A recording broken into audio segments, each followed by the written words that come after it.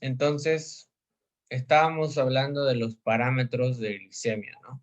Y cómo es que la glicemia va a mantener un valor determinado a lo largo del día, ¿no? En este caso, la hormona que está implicada en el control de la glicemia es el cortisol, ¿no?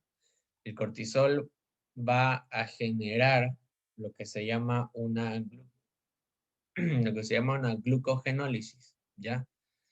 ¿Qué significa esta glucogenólisis? Va a destruir moléculas de glucógeno en el hígado y las va a convertir en glucosa libre, ¿no? Y la libera a la sangre para el uso periférico de los tejidos.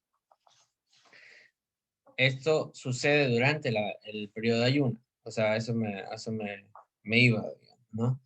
Que durante el ayuno hay un control de glicemia constante que está mediado por el hígado y por la hormona del cortisol para mantener una glucosa estable entre 70 y 99 miligramos de cilitro durante todo este tiempo, ¿no? Y que tu cerebro no se quede sin glucosa. Eso es lo primordial, ¿no? Es que el cerebro no se quede sin consumo de glucosa ni de oxígeno, ¿no? Después existen dos periodos que se los denomina periodo postprandial, ¿no? Y estos están subdivididos en el tiempo que transcurre después de las comidas, ¿no? En este caso sería postprandial, se refiere a después de las comidas. Se hace un cálculo aproximado de que el paciente debería tener menos de 140 miligramos de cilitro después de la primera hora de la comida. O sea, digamos, almorcé a las 12 y a la 1 yo ya tendría que tener menos de 140 miligramos de cilitro de glucosa en sangre.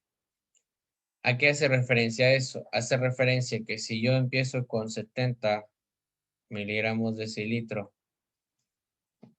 basales sin comer, va a haber un pico y un aumento de glucosa durante la comida y después también, ¿no? En un periodo eh, hiperagudo después de comer, ¿no? Aquí estaría el almuerzo, digamos, y hay un pico. Este pico de glucosa va a ser tan alto como sea nuestra comida, ¿no? O sea, digamos, si es que consumí mucho dulce, si es que comí demasiado postre, digamos, este pico va a ser mucho mayor, llegando hasta los 200 miligramos de cilitro. Se dispara la glucosa al momento de la ingesta de alimentos. Peor si son alimentos con mucha glucosa.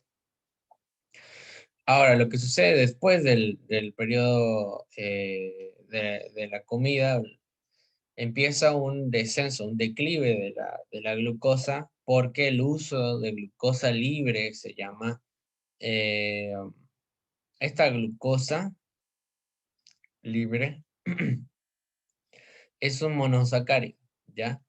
Este monosacárido, cuando ya está en sangre, el uso es rápido, ¿ya? El uso es casi instantáneo, porque la glucosa sirve para activar lo que vendría a ser es la materia prima para iniciar el ciclo de Krebs, ¿no? Y formación de energía, de ATP y toda la cosa. Entonces, la glucosa libre se consume de forma rápida. Entonces, no es raro calcular que después de una hora nuestra glucosa ya tendría que estar por lo menos por debajo de 140 miligramos de cilitro, por el hecho de que se hacen actividades, se puede caminar incluso, entonces baja la glucosa de forma rápida. Además que el cuerpo reacciona a estos picos de glucosa liberando altas cantidades de insulina, ¿ya? Insulina. ¿Cuál es el estímulo principal para la insulina, para la liberación de insulina? Es un pico de hiperglicemia, ¿ya? Un pico de hiperglicemia. Entonces, qué hace el páncreas cuando cuando detecta un aumento de glicemia, esto se puede detectar por los receptores en el hipotálamo, e incluso también el mismo estrés oxidativo genera este estímulo, ¿no? A nivel del páncreas y se liberan grandes cantidades de insulina. También este gráfico se podría igualar con un gráfico de insulina, ¿no? Podemos ponerlo en la línea verde, digamos, empezamos con la insulina basal, creo que son 10 unidades internacionales, no me acuerdo ahorita, vamos a verlo. Y en el periodo preprandial, por así decirlo, llega el almuerzo y empieza un pico alto de insulina. Hay una hiperinsulinemia aguda, ¿no? Que vendría a ser un aumento de insulina debido a el aumento de glucosa, ¿no? Entonces, está relacionado íntimamente. Aumenta la glucosa, automáticamente aumenta la insulina en sangre, ¿ya?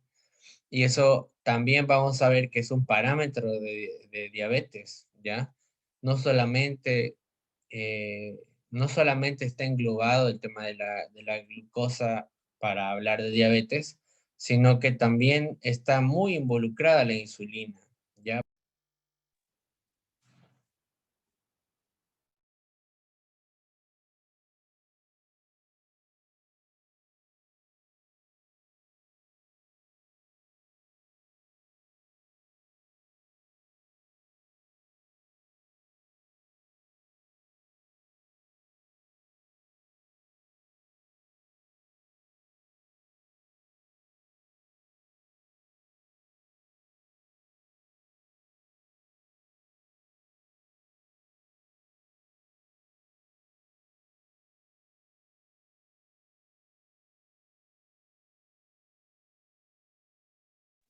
Bien, señores, ¿saben qué? Ya me está por dar una ACV, ¿saben?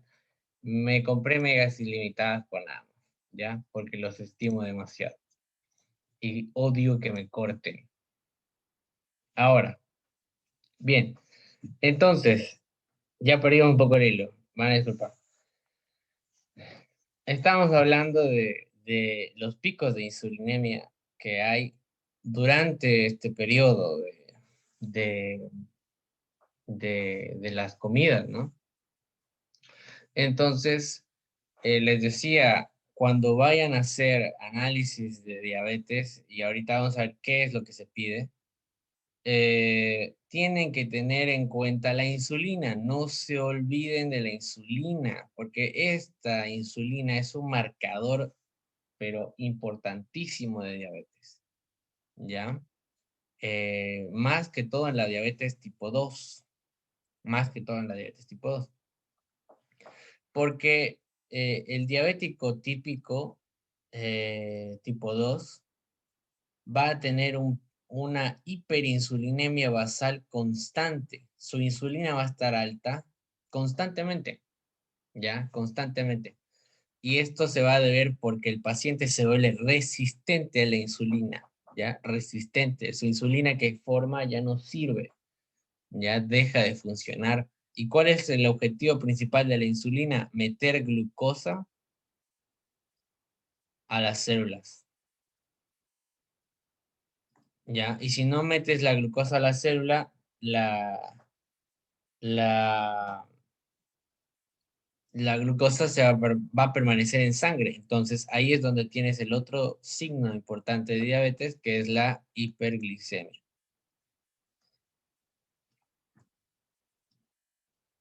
Entonces fíjense que está muy, muy relacionado a la hiperinsulinemia.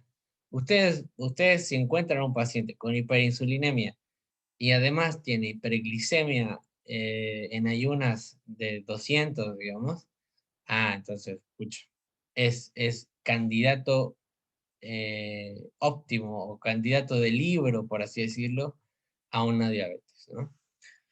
Entonces, por eso es importante ver estos valores de glicemia postprandial. Después de una hora tendría que estar en 140, idealmente, ¿no? Y después de 2 horas tendría que estar por debajo de 120, porque la glucosa se va consumiendo y va descendiendo de sangre. Ahora, este descenso de glucosa no quiere decir que se está utilizando toda. No, no, no. Sino que en sangre está bajando su nivel.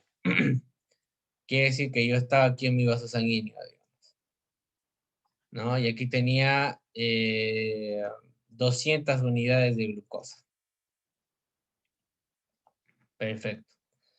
Pasó el tiempo, pasó una hora y mi insulina hizo su trabajo y me sacó la mitad de mi glucosa y la metió a las células, que es donde deberían estar, ¿ya? Entonces, si yo mido de nuevo la glucosa después de una hora, de 2 horas, mi glicemia tendría que estar en 100, digamos, ¿no? Este es un ejemplo. Entonces, a eso se refiere. El hecho de que ustedes hagan un control de glucosa postprandial les está diciendo que, su insulina está funcionando bien y la captación de glucosa en los tejidos, que es esta glucosa que se sale del vaso y pasa al tejido, es correcta, es óptima, ¿no? Y eso es lo que se busca. La glucosa en sangre no sirve. La glucosa en sangre solamente acarrea problemas y solamente va a generar un aumento de lípidos, ¿ya? Porque la glucosa que no se utiliza se metaboliza en el hígado y se convierte en triglicéridos, ¿ya? Entonces, para esto sirve saber la glucosa postprandial, ¿no? Para monitorizar qué tan bien está funcionando la insulina y qué tanta glucosa se está quedando en los tejidos, ¿no? Qué es lo que debería suceder, ¿no? Ahora, ya entrando de lleno a lo que es diabetes, vamos a tener dos tipos de diabetes, ¿ya? La diabetes mellitus tipo 1 y la diabetes mellitus tipo 2. La diabetes mellitus tipo 1 es también denominada la diabetes del infante, ¿ya? Del infante. ¿Por qué sucede la diabetes tipo 1? La diabetes tipo 1 es frecuente en jóvenes, no por el grupo etario y no porque su edad sea un riesgo, sino porque se detecta este tipo de diabetes en este grupo etario, ¿ya? ¿Y qué es lo que sucede? Eh, Vamos a ver más adelante que hay una reacción autoinmunitaria, ¿ya? Autoinmunitaria, que hace que sus propias células de defensa generen anticuerpos que vayan a